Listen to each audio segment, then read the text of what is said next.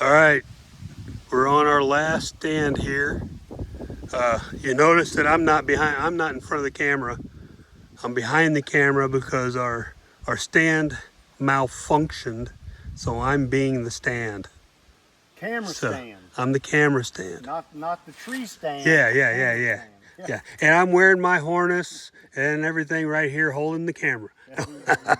But anyway, so Jason,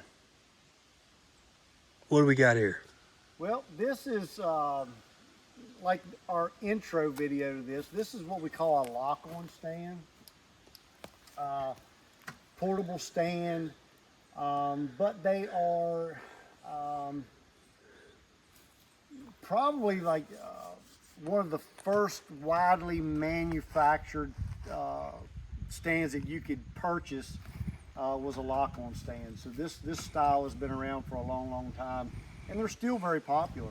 At the beginning, they used to have, instead of straps, it was chains. Yep, chains and just you name it. They had all kinds of wood platforms that would get very slick and actually would rot out over time, and steel, which would corrode over time. You know, now everything is made out of aluminum, which doesn't corrode as quickly, and materials have gotten a whole lot better, and they've gotten a whole lot safer. So Yeah, I made my first one. I think it weighed about 40 pounds. yep, yep.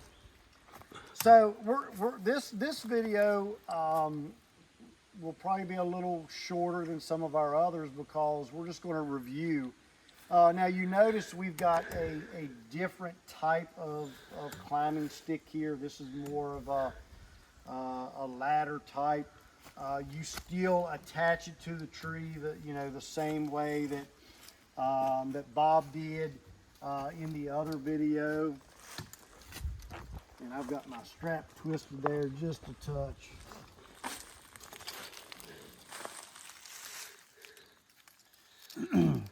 So I'm going to fix that real quick. And I've got my thermocell here because mosquitoes are terrible this evening. There we go, that's a little better. Still got a little bit of a twist in it.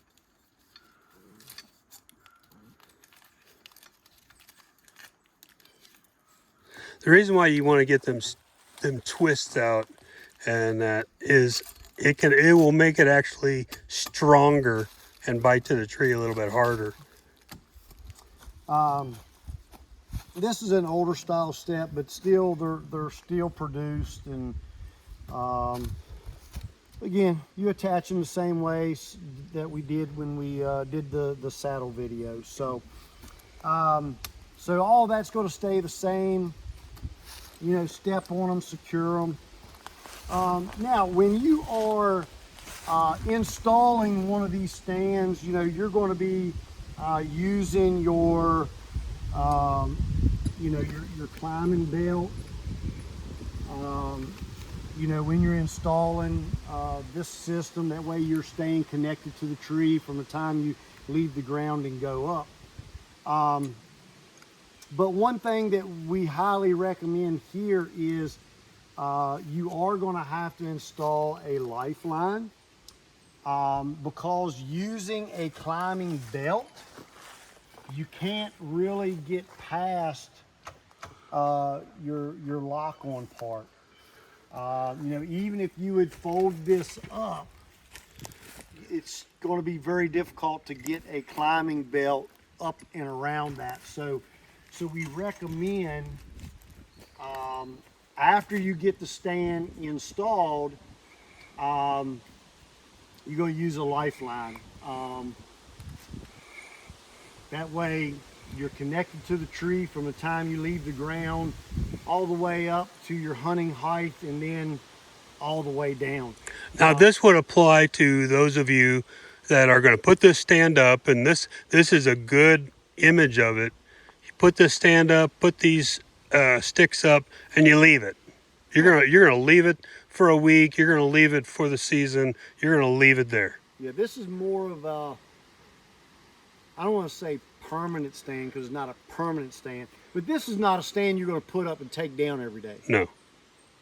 That's what your climbers and your saddles are for. This stand is, hey, I've got a great location.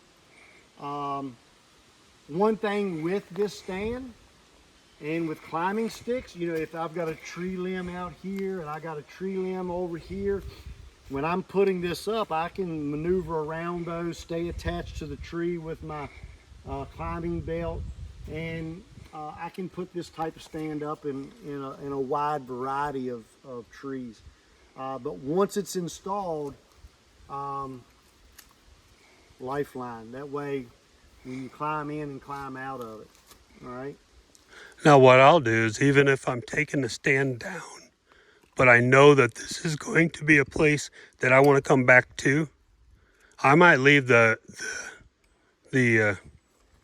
lifeline there, and because I don't have multiple stands that I can put out. Yeah. And So, then you can hook to that lifeline and climb up and yep, attach everything.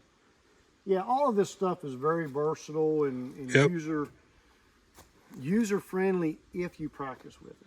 And you follow the instructions as wrote in the book. Yep. Okay, we're giving you tips and advice, but none of that is to go against any of the instructions that you get with your equipment. Absolutely.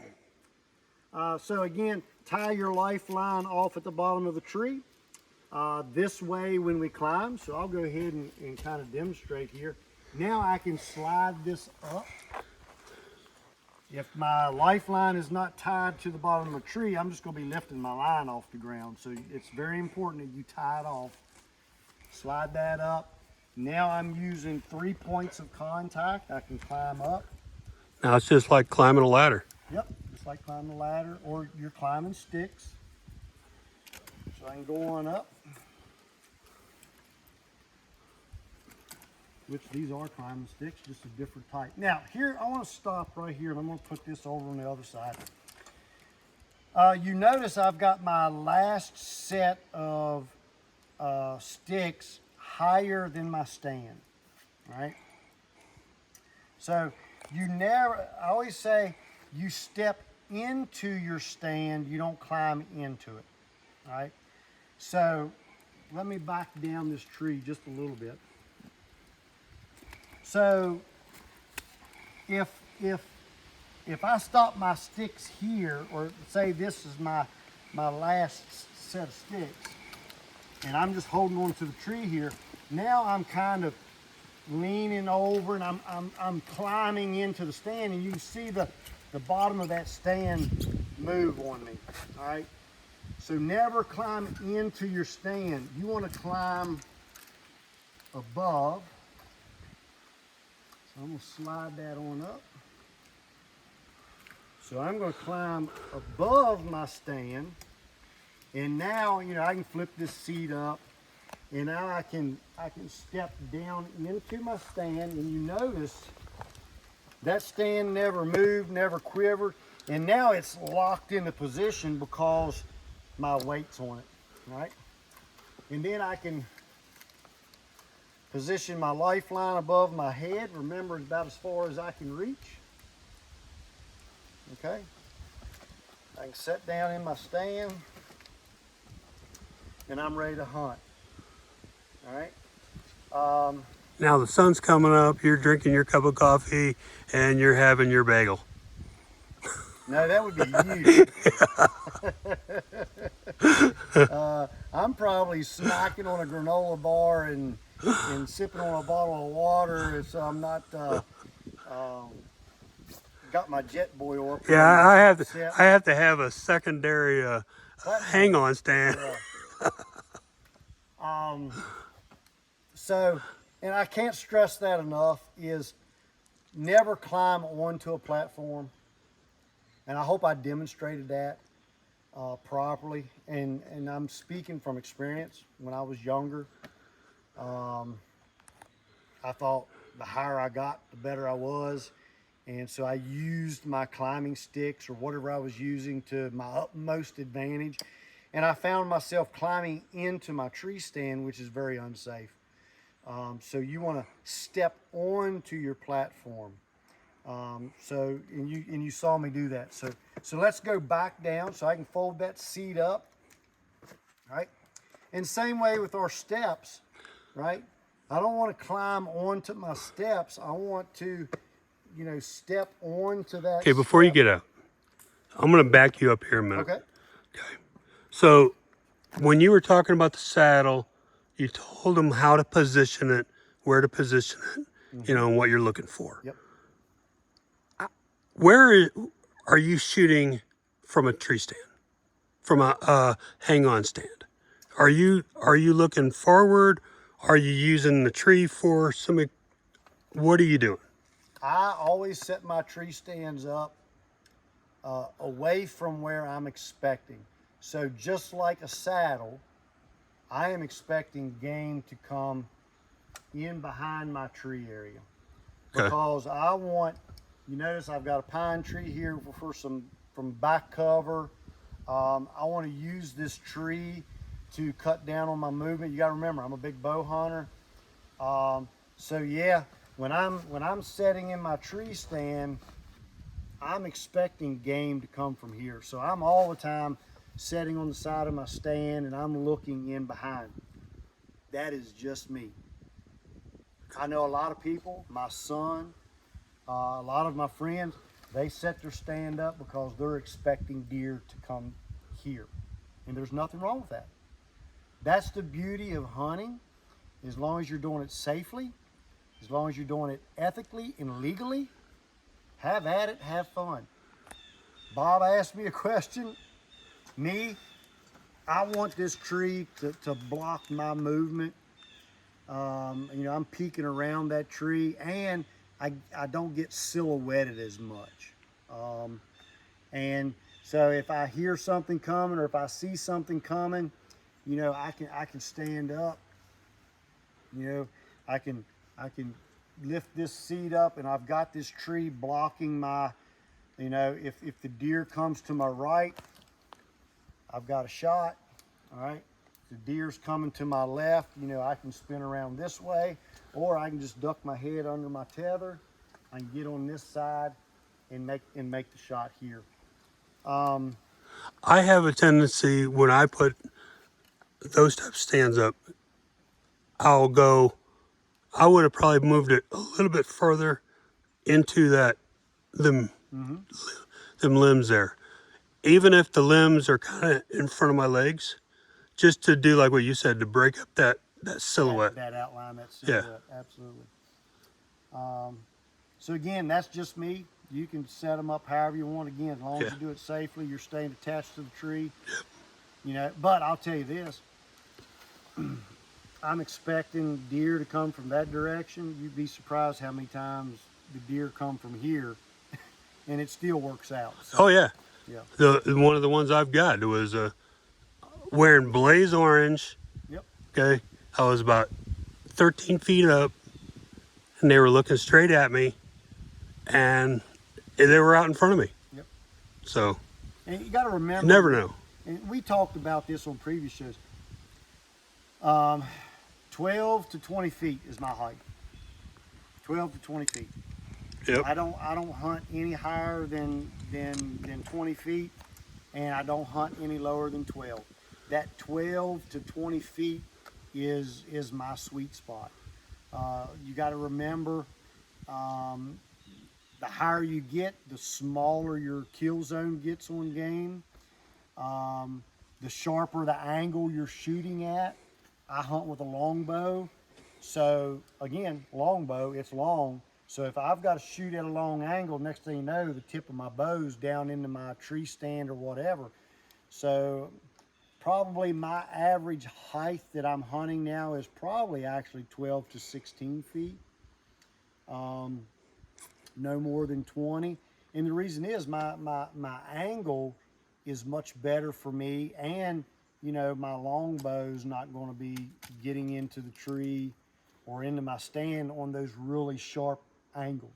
Now, if you're gun hunting or compound hunting, that's not an issue.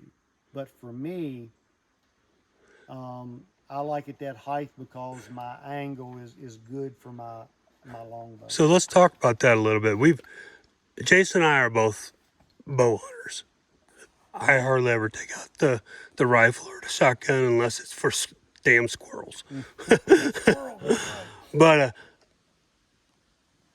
all these methods that we're using, you can use a crossbow, you can use a compound bow, you can use a longbow, recurve bow, a rifle, shotgun, whatever it is, method you're using to harvest that animal. And can I add something? Sure. Practice Oh, in yeah. the elevated position, especially with any type of archery equipment. You know, because you're in a hunting situation, that buck of a lifetime walks out there and you got a longbow and you draw back, and next thing you know, you're banging up against something. If you practice from an elevated position and you practice with the gear that you're going to be hunting out of, those mistakes don't happen. Well, the same. Don't happen as often, because now you're practicing, you go, oh dang, hit the tree. Well, I can't shoot in that direction, so I got to shoot more like this. I do shoot with my bow canted. I get out on the edge, but also I can shoot my bow totally vertical. So if something comes in at that angle, I'm aware of my tree and my equipment, and I can shoot that bow more of a vertical. But I wouldn't know that if I didn't practice it. So with deer, typically you're worried about the scent. Their eyesight's not as good. You can get away with a teeny bit of movement, okay? But with like bear, I'm being told this. I've never been bear hunting. I want to throw that out there. But everything that I've been told is bear will see every single movement. And sometimes you may have to worry about taking a shot at a seated position. So that's where that practice comes into play. Absolutely, you want to practice from all positions. Kneeling, seated. Would you kneel on a tree stand? Absolutely, you can if your tether allows you. Okay. And I normally set my tether up to where I can't get down that low. It starts to choke me. But yeah, you want to practice from all kinds of different positions, because you never know. You get that opportunity. How many times I've turned my head and there's a deer looking at me. I never even heard it come in. So what would you say is the smallest diameter tree that you would use for a hang-on, lock-on, this type of tree stand? A pine tree, I would like. This tree's probably probably a good 12-inch diameter. On a pine tree, I wouldn't go much smaller than this, because pine trees are a softwood. They tend to move more and flex more. Not that it's going to break or fall or anything. You're just going to have a lot more movement. If that deer's moving out here and I'm moving around in the stand to get a shot, that tree could move because of my body weight and the equipment on it. Hardwood trees such as oaks, things like that, you can get by with a smaller diameter tree, because it's a more dense wood and it don't tend to move much. But me, that 12-inch diameter is kind of a go-to. Yep. So again, for a lock-on stand, you're going to have to install a lifeline. That way you can stay in contact with the tree the whole time. And very, very important, like every system, you want to stay connected to the tree. So let's go ahead and climb down. Remember, you want to step onto, so I'm going to get close to the tree and I want to step down. I don't want to climb onto, because this step could kick out. So I want to put straight down pressure. All right. Now I can slide my lifeline down a little bit.